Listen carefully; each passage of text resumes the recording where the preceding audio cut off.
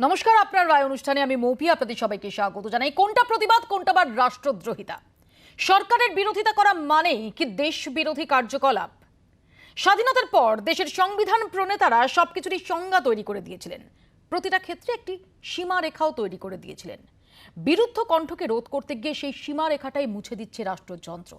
আজ দিল্লি হিংসা মামলায় শুনানিতে কেন্দ্রের মোদী সরকারকে গণতন্ত্রের পাঠ দিল দিল্লি হাইকোর্ট, যাকে স্বাগত জানিয়েছেন এ রাজ্যের বুদ্ধিজীবীদের একটা বড় অংশ। সেই সঙ্গে তারা মনে করিয়ে দিয়েছেন, প্রতিবাদীর অধিকার রক্ষার দায় শুধু কেন্দ্রের নয়, রাজ্যগুলির ক্ষেত্রেও সমানভাবে প্রযোজ্য। প্রতিবাদ, রাষ্ট্রদ্রোহিতা আর রাষ্ট্রের ভূমিকা নিয়ে আজকের আপনার রায় আলোচনায় আমাদের সঙ্গে অবসরপ্রাপ্ত বিচারপতি অশোক গাঙ্গুলি রয়েছেন, মানবাধিকার কর্মী রঞ্জিত সুর বিজেপির পক্ষ থেকে রয়েছেন, সৌরভ শিকদার তৃণমূল কংগ্রেসের পক্ষ থেকে সুদীপ রাহা এবং আইনজীবী সব্যসাচী চ্যাটার্জি। আপনাদের সবাইকে স্বাগত জানাই। আমি শুরুতেই একবার আপনাদের দেখাবো, প্রতিবাদের অধিকার আর জঙ্গি কার্যকলাপের ফারাক বুঝতে হবে রাষ্ট্রকে।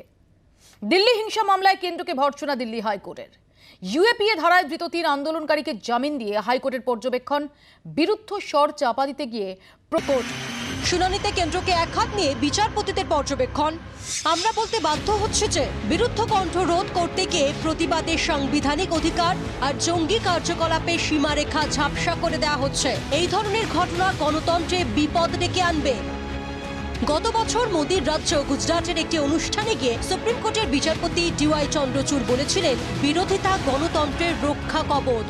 যে কোনো বিরোধকেই দেশবিরোধী তকমা দেওয়ার অর্থ সাংবিধানিক মূল্যবোধকে আঘাত করা। এবার আরো একবার রাষ্ট্রকে গণতন্ত্রের শিক্ষা দিল দেশের বিচার ব্যবস্থা। মোদী সরকার শুনল কি? প্রশ্ন ওয়াকিবহল মহলের একাংশের। ব্যুরো রিপোর্ট, জি 24 ঘন্টা। Freedom of speech, freedom of expression যখন সাম্প্রতিক অতীতে বারংবার আলোচনার কেন্দ্রবিন্দুতে এসেছে, সেখানে দাঁড়িয়ে দিল্লি হাইকোর্টের এই অবজারভেশন কতটা তাৎপর্যপূর্ণ, আমি এই প্রশ্ন নিয়ে যাব অবসরপ্রাপ্ত বিচারপতি অশোক গাঙ্গুলির কাছে। জাস্টিস গাঙ্গুলি,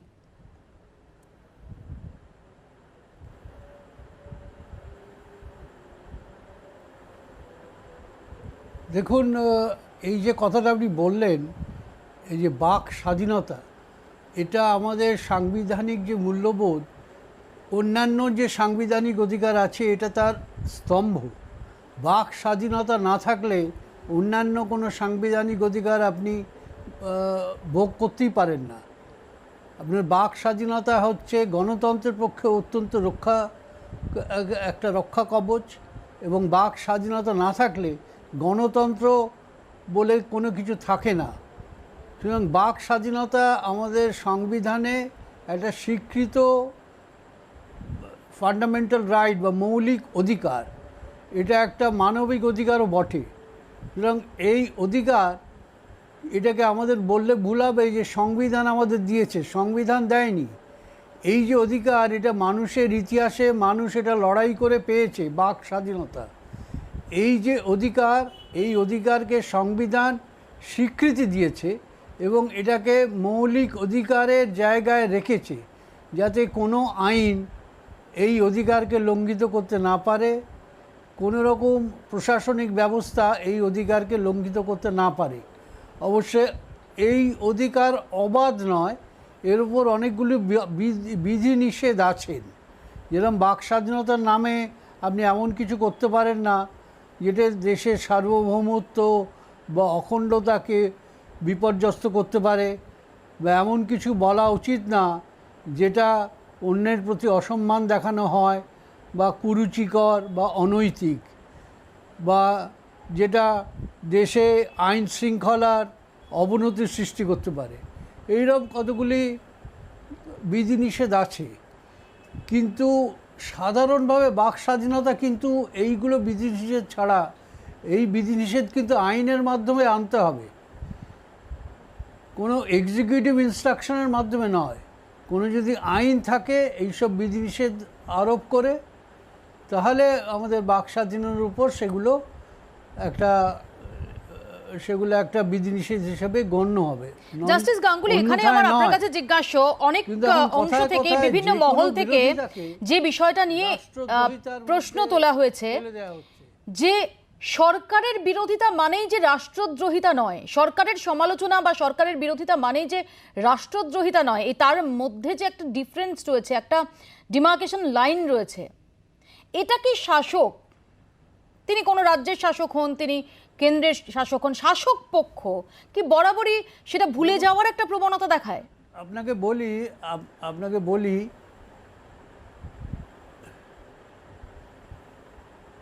শুনুন, আপনাকে বলি রাষ্ট্রদ্রোহিতার যে আইনটা, যেটা ইন্ডিয়ান পিনাল কোডে 124-এর 1-এর ধারায় আছে, সে আইনটা কিন্তু ব্রিটিশ আমলে এসেছিল। এই আইনের মাধ্যমে রাষ্ট্রদ্রোহিতার মামলায় মহামান্য তিলক, গান্ধীজি এদের শাস্তি হয়েছিল। তখন বলা হয়েছিল যে রাষ্ট্রের বিরুদ্ধে কোনো রকম ডিসঅ্যাফেকশন বা কোনো রকম আপনার আনুগত্যের অভাব দেখালেই সেটা রাষ্ট্রদ্রোহিতা হবে। কিন্তু পরে স্বাধীন ভারতে কেদারনাথ সিং এবং স্টেট অফ বিহার মামলায় সুপ্রিম কোর্ট বলে দিয়েছেন যে রাষ্ট্রের বিরুদ্ধে আমি যতই কঠোর সমালোচনা করি সেটা রাষ্ট্রদ্রোহিতা হবে না, যতক্ষণ না আমি আমার সমালোচনার মাধ্যমে হিংসাকে অনুপ্রাণিত করছি বা হিংসায় প্ররোচনা দিচ্ছি, বা আমি সাধারণ যে আইন কানুন আছে দেশে সেইটাকে বিপর্যস্ত করছি। এটা যদি না করি, আমি যত কঠোর সমালোচনাই করি, সেটা রাষ্ট্রদ্রোহিতা হবে না। এই কথা কিন্তু আপনার সুপ্রিম কোর্ট বলে দিয়েছে। এই সুপ্রিম কোর্টের আগে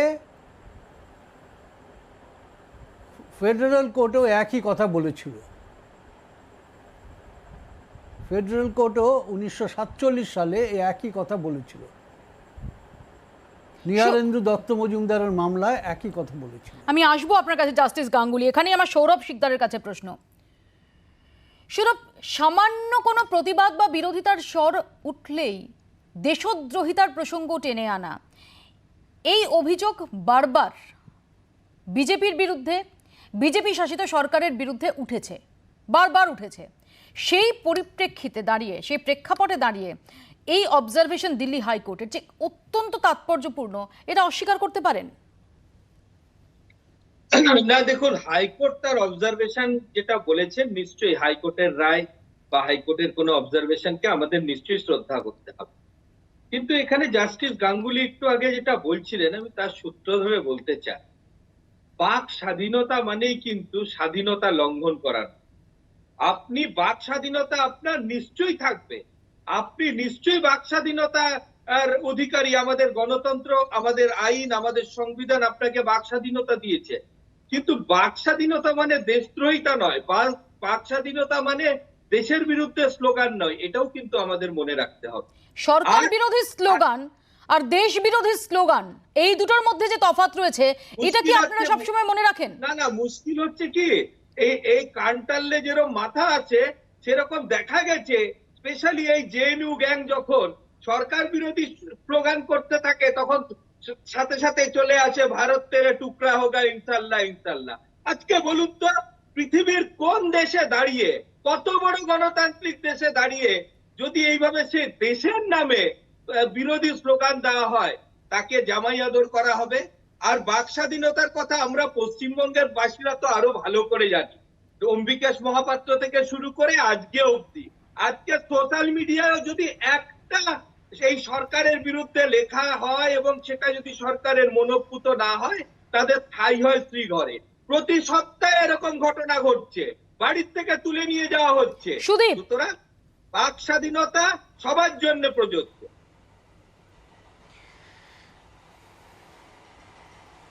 দেখুন, আমি প্রথমেই বলি, এই গণতন্ত্র বিষয়টাকে দেশের বিজেপির সরকার এই আমাদের প্রিয় ভারতবর্ষকে গণধোলাইধর্মী রাষ্ট্রে পরিণত করতে চেয়েছে, একবার নয় বারংবার।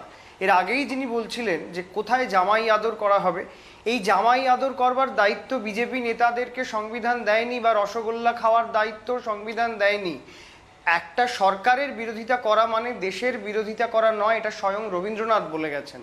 এবং এটার পাশাপাশি আমি যেটা বলবো আপনাদেরকে, যে আমি সরকারের বিরুদ্ধে কথা বলবো, তারপরে আমাকে ভয়ে ভয়ে থাকতে হবে যে আমাকে বাড়ি থেকে তুলে নিয়ে যাওয়া হবে কিনা, আমার বাড়িতে ঢিল পড়বে কিনা। আমি সরকার বিরোধিতা করা মানেই আমাকে যে দেশদ্রোহী আখ্যাটা দিয়ে দেওয়া হচ্ছে। এর আগে একজন বলছিলেন, আমি শুনছিলাম যে যখন ব্রিটিশ সরকারের বিরুদ্ধে যারা কথা বলেছেন তারা দেশদ্রোহী আখ্যা পেয়েছেন। ব্রিটিশ সরকারের বিরোধিতা করেছিলেন বিনয় বাদল দীনেশ, ব্রিটিশ সরকারের বিরোধিতা করেছিলেন প্রীতিলতা ওয়াদ্দেদার, মাস্টারদা সূর্য সেন, তাদেরকে ব্রিটিশ সরকার দেশদ্রোহী বলেছে।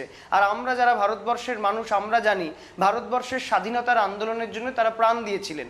এবার প্রশ্নটা এই জায়গাতেই, এই পরিস্থিতিতে দাঁড়িয়ে যারা ভারতবর্ষকে মা বলছেন এবং ভারতবর্ষকে মা বলার পরে দেশের সম্পদ রেল, কোল, সেল এগুলোকে বিক্রি করে দিচ্ছেন, অর্থাৎ দেশের মায়ের গায়ের গয়না বিক্রি করে দিচ্ছেন, তাদের বিরুদ্ধে আমরা যখন প্রশ্ন তুলছি তখন আমাদের মতো ছাত্রছাত্রীদের বলা হচ্ছে দেশদ্রোহী। এবং দেশের একজন দায়িত্বপ্রাপ্ত মন্ত্রী তিনি বলছেন গুলি মারার কথা। সেখানে দাঁড়িয়ে আমরা দেখেছি এই অভিযোগ তোমাদের বিরুদ্ধে একাধিকবার উঠেছে যে যখনই কিছু মনপসন্দ হচ্ছে না সঙ্গে সঙ্গে তার গায়ে মাওবাদী তকমা দিয়ে দেওয়া। এই ইনটলারেন্সের প্রসঙ্গে যে সত্যি আমরা সাম্প্রতিক অতীতে একাধিক এমন নিদর্শন দেখেছি যে কোথাও অসহিষ্ণুতা তার জেরে একদম দেশদ্রোহীর তকমা দিয়ে দেওয়া বা জঙ্গি তকমা দিয়ে দেওয়া, কখনো সেটা জঙ্গি তকমা কখনো সেটা মাওবাদী তকমা, এটাও কি অস্বীকার করা যায়?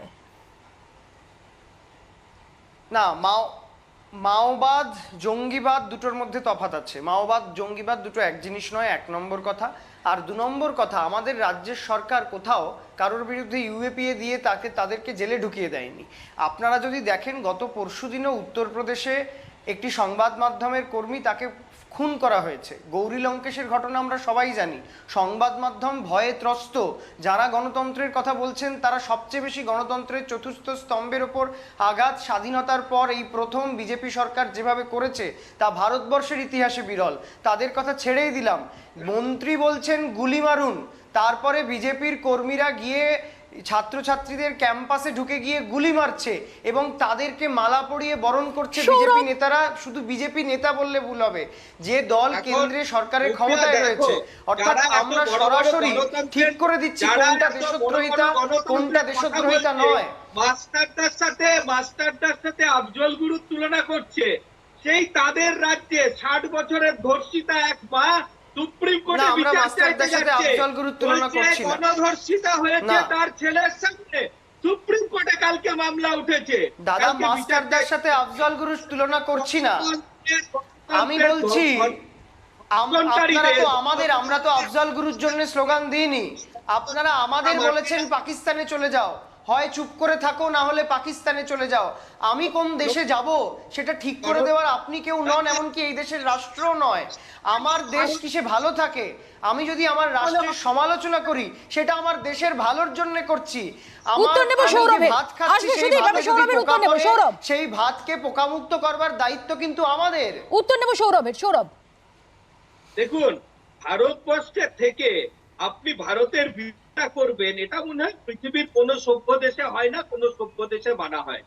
আর যেটা আমি বলছিলাম, আমার কথার মধ্যে বাধা দিলেন, গণতন্ত্রের রক্ষাকারীরা আজকে তার রাজ্যে 60 বছরের এক মাকে ধর্ষিতা হতে হয়েছে, গণধর্ষণ হয়েছে, কালকে সুপ্রিম কোর্টে গিয়ে বিচার চেয়েছে, তার ছেলের সামনে তাকে ধর্ষিতা হতে হয়েছে। আজকে যে রাজ্যের এই অবস্থা, তার অপরাধ কি ছিল? তিনি একটা ভারতীয় জনতা পার্টির সদস্য ছিলেন। আজকে তাদের মুখে এই গণতন্ত্রের গুলি কোথায় গেল? আজকে এই সুশীল সমাজ কোথায় গেল? বুদ্ধিজীবী আজকে সেই 60 বছরের ধর্ষিতা মার জন্য কেন একটা আওয়াজ উঠছে না? সব কণ্ঠ কি রোধ হয়ে গেছে নাকি সে খালি ভারতীয় জনতা পার্টি? আমি এখানে রঞ্জিত সুরের কাছে আসবো। রঞ্জিতদা বারবার যেটা আমি আগেও বললাম যে গত কয়েক বছরে এই ফ্রিডম অফ এক্সপ্রেশন এবং শাসকের response to freedom of expression সেটা বারংবার গণমাধ্যমে আলোচনার বিতর্কের শিরোনামে এসেছে। এরকম একটা প্রেক্ষাপটে দাঁড়িয়ে দিল্লি হাইকোর্টের এই পর্যবেক্ষণ, সেটাকে আপনি কিভাবে দেখছেন? দেখুন, দিল্লি হাইকোর্টের এই পর্যবেক্ষণ অত্যন্ত একটা আশাপ্রদ রায়। মাত্র কয়েকদিন আগেই সুপ্রিম কোর্ট রাষ্ট্রদ্রোহিতা প্রশ্নেও একটা জাজমেন্ট দিয়েছে, যেখানে শুধুমাত্র সাংবাদিকদের তারা ছাড় দিয়েছে, আংশিক রায় দিয়েছে। এই যে মামলাটা, যে মামলার আজকে তার প্রেক্ষাপটটা যদি আপনি দেখেন, যে দিল্লিতে সিএ বিরুদ্ধে বা এনআরসির বিরুদ্ধে যে একটা বড় ধরনের শাহিনবাগকে কেন্দ্র করে যে আন্দোলন হয়েছিল, সেই আন্দোলন একটা অত্যন্ত গণতান্ত্রিক আন্দোলন। সেই আন্দোলনকে স্তব্ধ করার জন্য ষড়যন্ত্র করে বিজেপি অমিত শাহের নেতৃত্বে গোটা দাঙ্গা লাগানো হয়েছে, সেখানে সংখ্যালঘুদেরকে হত্যা করা হয়েছে। ওই আন্দোলনটাকে ধ্বংস করার জন্য এই যে নাতাশা বা দেবাঙ্কলিতা এবং বিভিন্ন অ্যাক্টিভিস্টে তাদেরকে মিথ্যা অভিযোগে জেলে পোরা হয়েছে একটা অত্যন্ত গণতান্ত্রিক আন্দোলনকে ধ্বংস করার জন্য। ঠিক একইভাবে ভীমা কোরেগাঁও একটা যে মামলা, একটা ষড়যন্ত্র মামলা, সেইখানে সারা দেশের সমস্ত গুরুত্বপূর্ণ মানবাধিকার কর্মী, বুদ্ধিজীবী, আইনজীবী, সঙ্গীত শিল্পী, লেখক, তাদেরকে নিয়ে গিয়ে তারা ভীমা কোরেগাঁও মামলা বন্দি করে রেখেছে। একটু আগে একজন বলছিলেন যে পশ্চিমবাংলায় ইউএপিএ দেওয়া হয় না। আপনাদের মনে থাকতে পারে ভাঙড় আন্দোলনে যে কিভাবে ইউএপিএ দেওয়া হয়েছে। এই যে শর্মিষ্ঠা মারা গেল, শর্মিষ্ঠা চৌধুরী গতকাল, সেই ইউএপিএ নিয়ে তাকে মৃত্যুবরণ করতে হলো মাথার উপরে।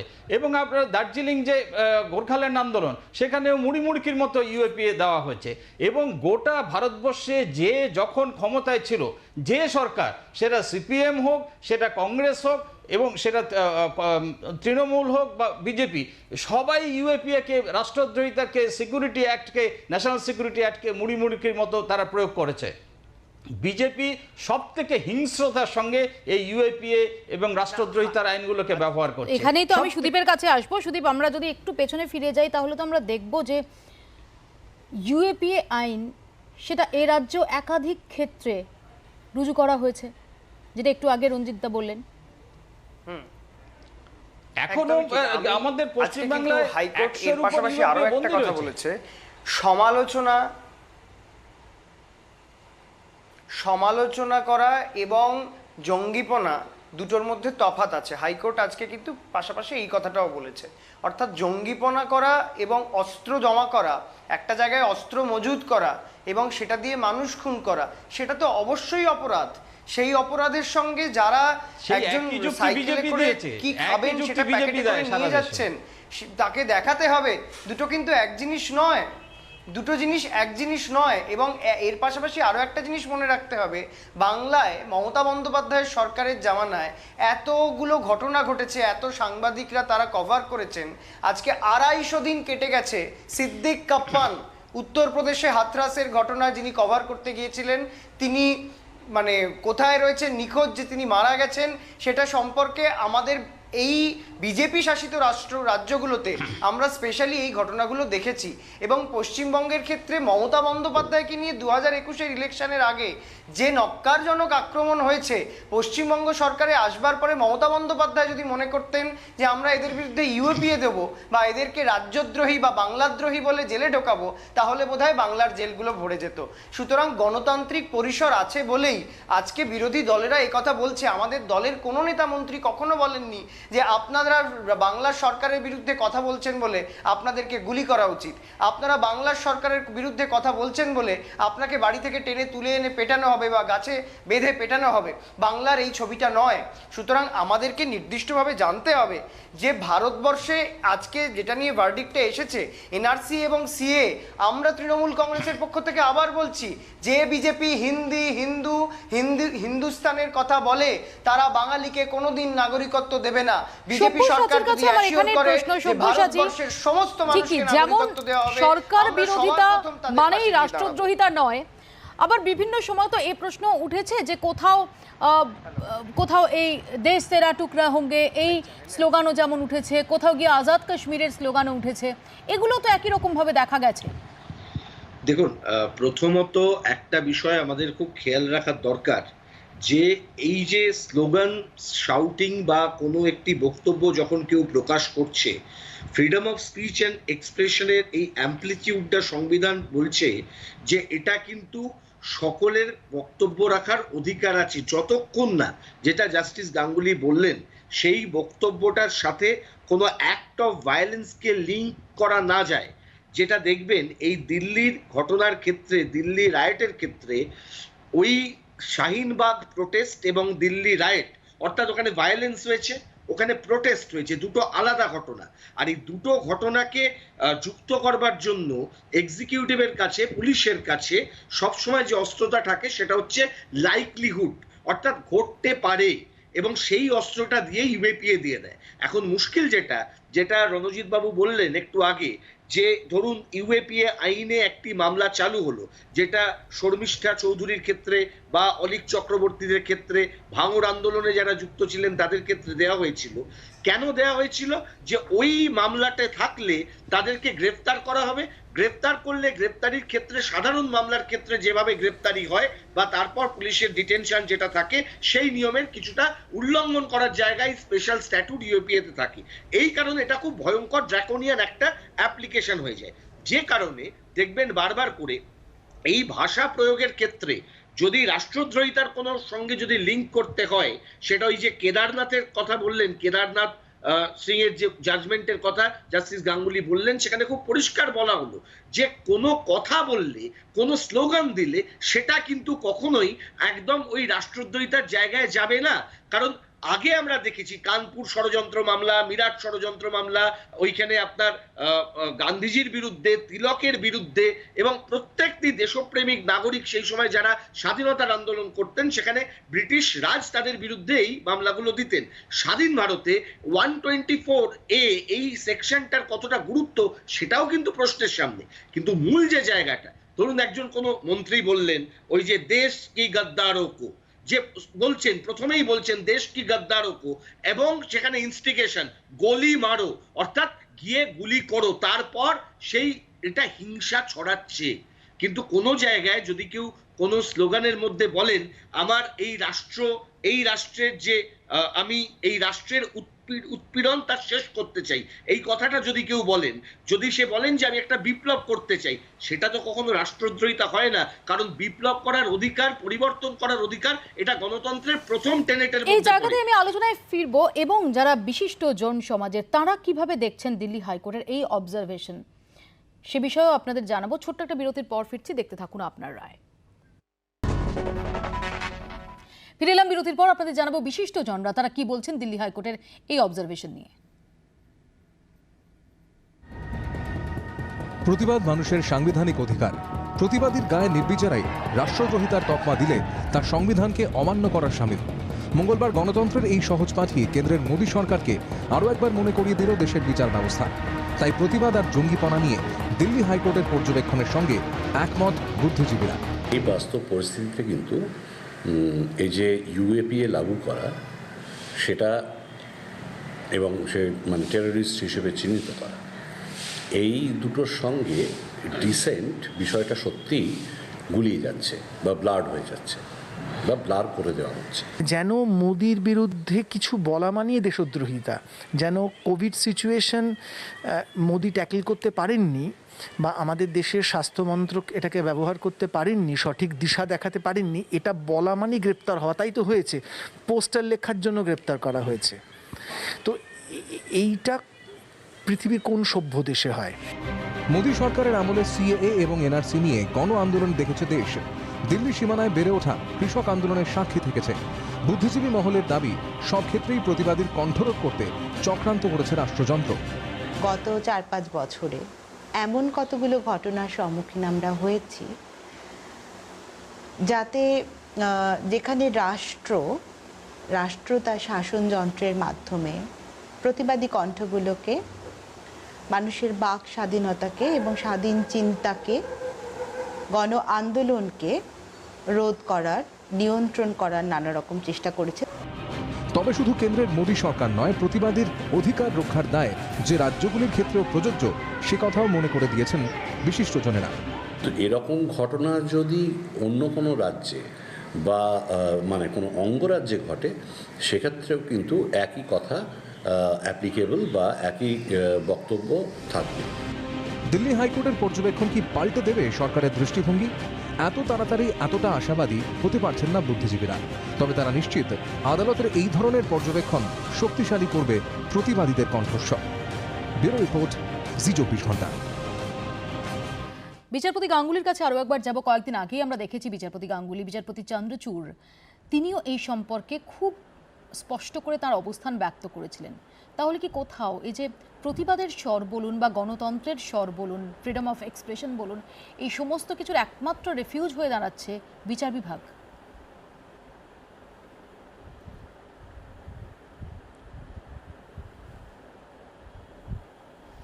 দেখুন, আপনাকে একটা কথা বলি, যে ইংরেজ সরকার যেরকম বিরোধী কণ্ঠরোধ করার জন্য সিডিশনকে ব্যবহার করেছিলেন, আমি আপনার যদি সময় থাকে 2 মিনিট সময় নিয়ে Please. বলছি।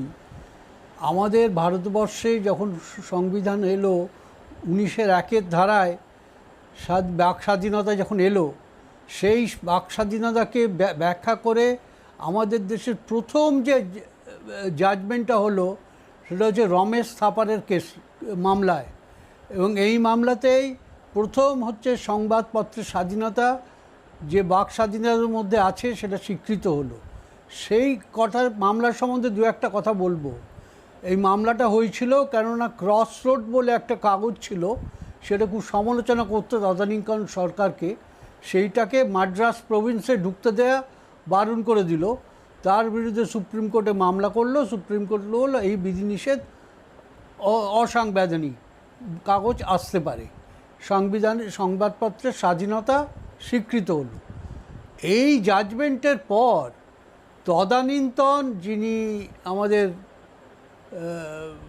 তদানীন্তন যিনি রাষ্ট্রমন্ত্রী মানে গৃহমন্ত্রী ছিলেন, হোম মিনিস্টার সর্দার প্যাটেলের নাম আপনারা শুনেছেন নিশ্চয়ই।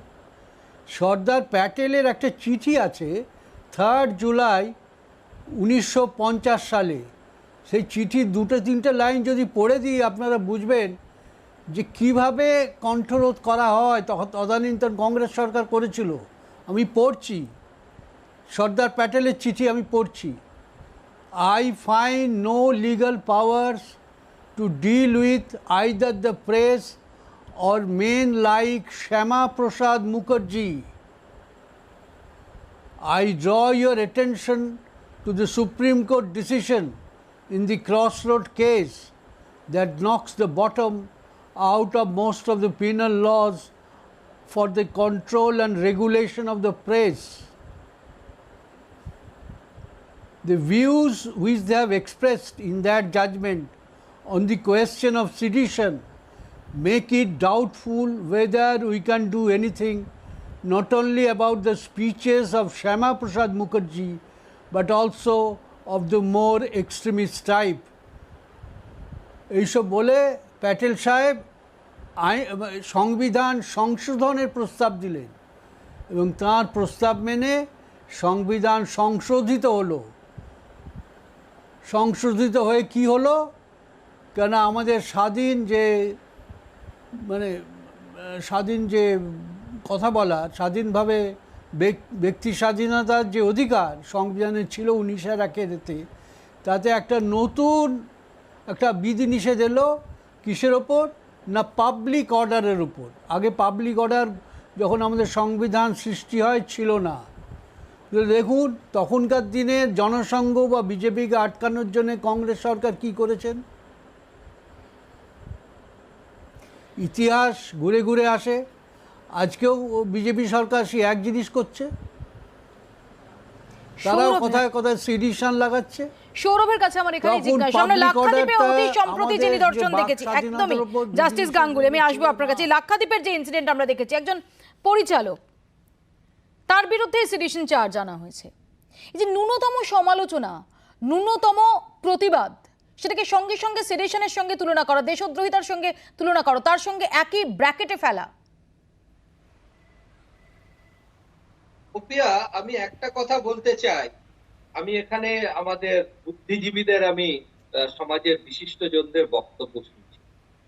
মুশকিল হচ্ছে এদের খালি দূরদৃষ্টি আছে, কাছের দৃষ্টি নেই। নিজের রাজ্যে কি হচ্ছে, 2 মের পর থেকে আজ অব্দি 37 জন রাজনৈতিক হিংসায় প্রাণ গেল, সে ব্যাপারে তাদের একবার মুখ খুলতে দেখা যাচ্ছে না। আজকে গণধর্ষণ হচ্ছে, সে ব্যাপারে একটা মোমবাতি মিছিল বেরোচ্ছে না।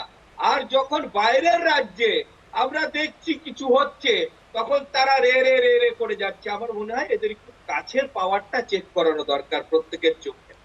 আর যে প্রসঙ্গে আসছে, আমি আবার বলছি, বাক স্বাধীনতা মানে স্বাধীনতার অপব্যবহার নয়, বাক স্বাধীনতা মানে দেশদ্রোহিতা নয়, সরকারের সমালোচনা মানে দেশের সমালোচনা নয় বা দেশ বিরোধিতা নয়। এই ফারাকটা আমাদের রাখতে হবে, এই পার্থক্যটা আমাদের বুঝতে হবে। সুদীপ, সেটাই তো আপনার দলকে বলার কথা বলছি, সেটাই আপনার দলকে বলার কথা বলছি যে সরকারের সমালোচনা করা মানে দেশ বিরোধী হয়ে যাওয়া নয়। আপনারা বলুন না যে আমরা আজকে যারা নিজেদেরকে সবচেয়ে বড় দেশপ্রেমী বলছেন, আজকে এই কোভিড পরিস্থিতিতে ভ্যাকসিনের ওপর যারা জিএসটি চাপালো, কোনটা দেশপ্রেম? ভ্যাকসিনের উপর জিএসটি চাপিয়ে যেখানে বাংলার আরো 2.5 লক্ষ মানুষকে ভ্যাকসিন দেওয়া যেত, সেটা দেশপ্রেম? নাকি জিএসটি চাপিয়ে 2.5 লক্ষ মানুষকে ভ্যাকসিন প্রসঙ্গে নিঃসন্দেহে আলোচনার অবকাশ রয়েছে। আমরা তো এর আগেও আলোচনা করেছি, পরেও আলোচনা করব। কিন্তু যে শাসকের যে প্রবণতা, ক্ষেত্রে শাসকের প্রবণতা যে কোনো প্রসঙ্গে দেশদ্রোহিতার মামলা রুজু করার যে প্রবণতা, তার বাইরে কিন্তু খুব কম শাসকই বেরোতে পারে সুদীপ। এবং এই দেশদ্রোহিতা প্রসঙ্গটা শাসকের কাছে প্রতিবাদের কণ্ঠ রোধ করার একটা আলটিমেট অস্ত্র হয়ে দাঁড়াচ্ছে কিনা, এই প্রশ্নটাও বারংবার চর্চায় আসছে সাম্প্রতিককালে। না, আমাদের রাজ্যে যদি রাজনৈতিক বিরোধিতার কথাই বলি, তাহলে তোমরা যারা সংবাদ মাধ্যমে দিনের পর দীর্ঘদিন ধরে কভার করেছো, বিজেপির মিছিলে আমরা দেখেছি পেট্রোল বোম ছোড়া হয়েছে, আমরা দেখেছি অস্ত্র নিয়ে মিছিল হয়েছে। সুতরাং অস্ত্র নিয়ে মিছিল করা আর প্রতিবাদ করতে গিয়ে জঙ্গিপনা এবং বিরোধিতার মধ্যে তফাৎ রয়েছে। একটা সরকার, সেই সরকারকে গঠনমূলক বিরোধিতার মুখে পড়তে হবে, এবং যখন গঠনমূলক বিরোধিতা হবে তখন সেই সরকার আরও ভালোভাবে চলবে, এটা আমরা বিশ্বাস করি। কিন্তু দেশের সরকারের ক্ষেত্রে দেশ যদি এত অসহিষ্ণু হয়, দেশ যদি সাংবাদিকদের গৌরী লঙ্কেশের ঘটনা আমরা ভুলে যাইনি, এর পাশাপাশি আমি এর আগেও সাংবাদিকদের ওপর যে আক্রমণ হয়েছে তার কথাও বললাম, কিন্তু তোমরা আমাকে একটা জিনিস বলো যে দেশের মন্ত্রী বলছেন গুলি মারার কথা, আর একটা ইউনিভার্সিটির মধ্যে কেন্দ্রশাসিত অঞ্চল, পুলিশ কেন্দ্রীয় সরকারের অধীনে, তাদের চোখের সামনে দিয়ে সিনেমার কায়দায় একজন বন্দুক হাতে করে গিয়ে তিনি খুঁজে বার করছেন যে কে দেশদ্রোহী, এই খুঁজে বার করার দায়িত্ব ওনাদেরকে কে দিয়েছে? ওনারা শাসক দল হিসেবে তাদেরকে মালা পরিয়ে বরণ করেছেন। কথা বলছেন, আপনি কি আফজল গুরুকে সমর্থন করেন? আপনি ভারত তেরি টুকরা হোগা এই স্লোগানকে সমর্থন করেন? তাহলে যদি না করেন তাহলে আপনিও প্রতিবাদ করুন। যে তার জন্য তো দেশের আইন রয়েছে, কেউ যদি দেশদ্রোহিতা করেন, আহা, তার জন্য আপনারা আইন ব্যবস্থার উপর, সরকারে আপনারা, প্রশাসনে আপনারা দেশের আইন ব্যবস্থার উপর ভরসা রাখবেন না, তাদের বিরুদ্ধে আইনি মামলা করুন। কিন্তু এই নয় তার মানে তাকে গিয়ে সরাসরি গুলি করবেন, আর যে গুলি করবে তাকে মালা পরিয়ে বরণ করা হবে। আমি রঞ্জিতদার কাছে এখানে আসবো। রঞ্জিতদা, এটা ঠিকই যে আপনাদের যে বক্তব্য, মানবাধিকার কর্মীদের যে বক্তব্য, সেই বক্তব্যের প্রতি সম্পূর্ণ শ্রদ্ধা রেখেই বলছি যে আবার একই সঙ্গে যখন দেশের সার্বভৌমত্ব প্রসঙ্গ ওতপ্রোতভাবে জড়িত থাকে এমন বিষয়, যেটা আমি একটু আগেও বলছিলাম যে এটাও তো ঠিক যে ভারত তেরে টুকরে হোঙ্গে বা আজাদ কাশ্মীরের প্রসঙ্গ, যেগুলো অত্যন্ত স্পর্শকাতর এবং রিলেটেড টু দেশের সার্বভৌমত্ব, সেখানে দাঁড়িয়ে শুধুমাত্র প্রতিবাদের অধিকার বা ফ্রিডম অফ এক্সপ্রেশনের অধিকার দিয়ে তো সেটাকেও কি জাস্টিফাই করা যায়? দেখুন, ভারতের টুকরো হঙ্গে এইটা ইতিমধ্যে প্রমাণিত যে বিজেপি আরএসএস ওইটা তারা ভিডিও বানিয়ে তারা ওটাকে প্ল্যান্ট করেছিল, এটা ইতিমধ্যে প্রমাণিত। ওটা বিজেপি আরএসএস এর মিথ্যাচার গোটা দেশে ছড়ানো হয়েছিল।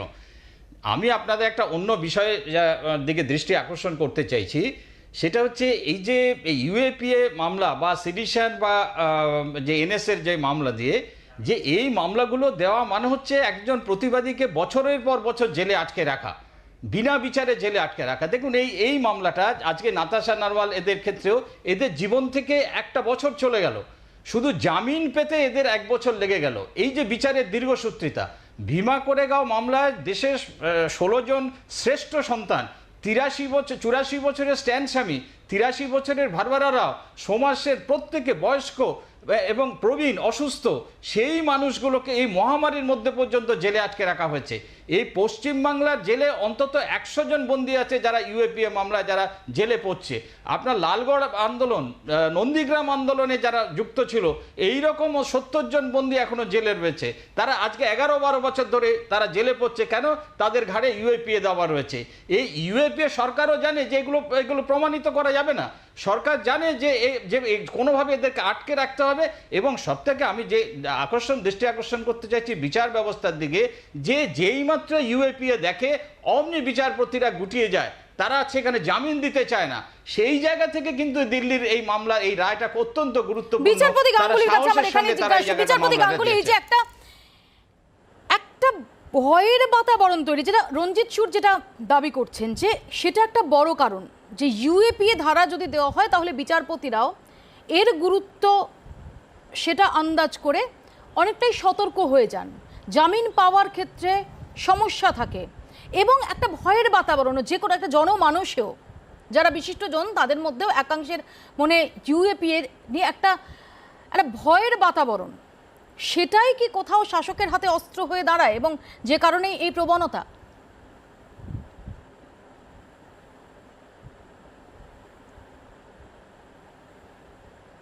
ধরুন এই ধরনের আইন, এই ইউএসপিএ আইন কিংবা সিডিশন আইন, আপনি একটা জিনিস একটু বোঝার চেষ্টা করুন, যেটা আমি বারবার বলছি। ইংরেজরা দেশে সিডিশন আইনটা এনেছিল আমাদের স্বাধীনতা আন্দোলনকারীদের কন্ট্রোল করার জন্য। দেশ স্বাধীন হলো কিন্তু আইনটা রয়ে গেল, সিডিশন আইনটা রয়ে গেল। সেরকম এখনও শাসক দল নিজেদের হাত শক্ত করার জন্য, কণ্ঠরোধ করার জন্য এই জন্য ইউএসপিএ আইন আনছে।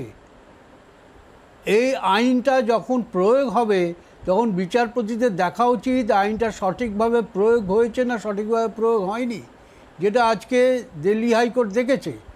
আইনটা দেখেই বিচারের হাত গুটিয়ে নেওয়াটা উচিত না, কেন আজকের দিনে বিচারপতিরা বুঝেছে যে শাসক দল বিভিন্ন দশক ধরে কিভাবে কণ্ঠরোধ করে, কিভাবে সমালোচনার কণ্ঠরোধ করে। আমি একটা প্রশ্ন তুলছি, এখানে কিছু লোক বলছেন, আমার পূর্ববর্তী বক্তা বলছেন যে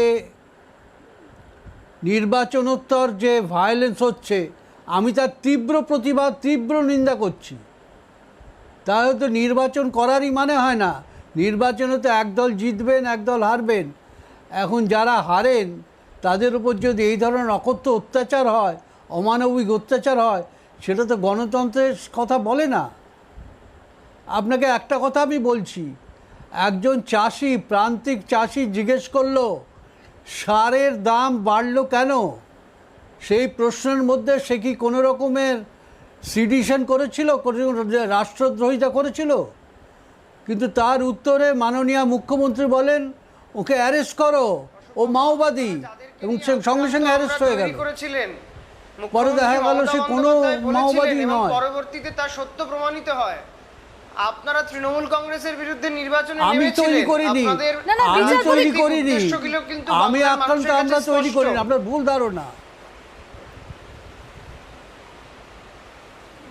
আমার কথা, কোনটা সত্য প্রমাণিত হয়েছে? আমার কথাটা কিন্তু আপনি শেষ করতে দিচ্ছেন না।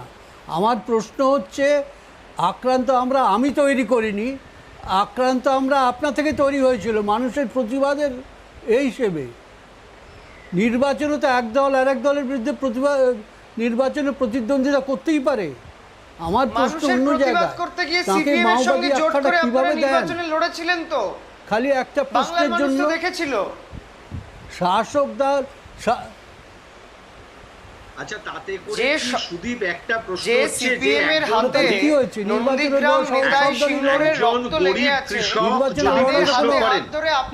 নির্বাচনের লড়াটা তো কোনো অপরাধ নয়। বিরুদ্ধে নির্বাচনে লড়েছিলেন, আচ্ছা, বাংলার মানুষ নির্বাচনের লড়াটা তো কোনো অপরাধ নয়। অবশ্যই অপরাধ নয়, অপরাধ অ্যাবসলিউটলি অপরাধ নয়। আমি কি হয়েছে আপনারা অপরাধ করেছেন, আমি রাজনৈতিক উদ্দেশ্যে কথা বলছি। আমার একটা প্রশ্ন আছে, একটা ছোট্ট প্রশ্নের উত্তর তুমি বলো, যে এই যে একটা, এটাও যেমন সত্য যে বিজেপি সরকার ইউএপি এর অপপ্রয়োগ করছে, কিন্তু এটাও তো সেই সঙ্গে সত্য যে অম্বিকেশ মহাপাত্রকে রাত্রিবেলা নিয়ে যাওয়া হচ্ছে, থানায় বসিয়ে রাখা হচ্ছে। তৃণমূল সব এক দল, এক স্বর। বিষয়টাকে একটু বোঝার চেষ্টা করো। সিপিএম এর নামটা বললেন না অশোক দা?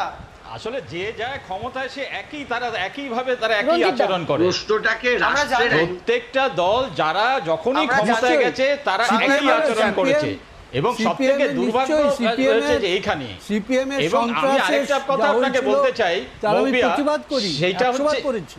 যে মৌপি আরেকটা বিষয় আপনার দৃষ্টি আকর্ষণ করতে চাইছি, সেটা হচ্ছে ইউএপিএ এর একটা জুড়ি আছে, সেটা হচ্ছে এনআইএ।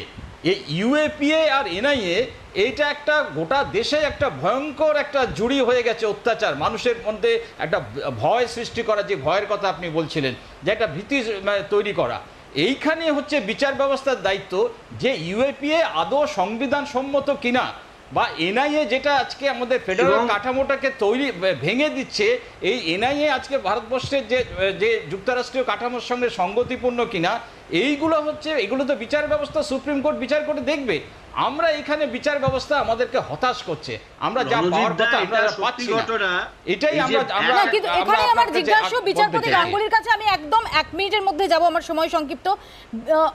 রঞ্জিত বাবু হতাশা ব্যক্ত করছেন, কিন্তু আমার প্রশ্ন যে বিচার বিভাগের প্রতি যে হতাশা, নাকি বিচার বিভাগই আসলে একমাত্র আশ্রয় হয়ে দাঁড়াচ্ছে as far as freedom of expression is concerned, তার মান্যতা ইজ কনসার্নড? দেখুন, 3 বছর ভীমা করেগাঁও মামলা আর বন্দিরা আজকে কোনো জামিন হয়নি। দেখুন, দেশের বিচার শ্রেষ্ঠ ব্যবস্থা সন্তান 3 যতটা বছর without jail স্বাধীনভাবে তার জেলে। স্বাধীনভাবে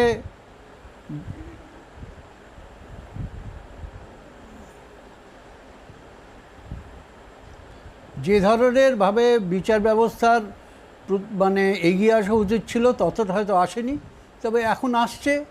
আমরা দেখতে পাচ্ছি ইদানিংকালে সুপ্রিম কোর্ট অনেক বেশি সক্রিয় হয়েছেন, আশা করি আগামী দিনে হবেন, সেটাই আপাতত অনেক ধন্যবাদ বিচারপতি গাঙ্গুলি, সব্যসাচী ধন্যবাদ সৌরভ, রঞ্জিত দা ধন্যবাদ সুদীপ। বারবার এই প্রতিবাদের কণ্ঠস্বর বা গণতন্ত্রের কণ্ঠস্বর, তার মান্যতার প্রসঙ্গে বিচার বিভাগকে এগিয়ে আসতে হচ্ছে, বিচার বিভাগকে মনে করাতে হচ্ছে রাষ্ট্রকে গণতন্ত্রের পাঠ।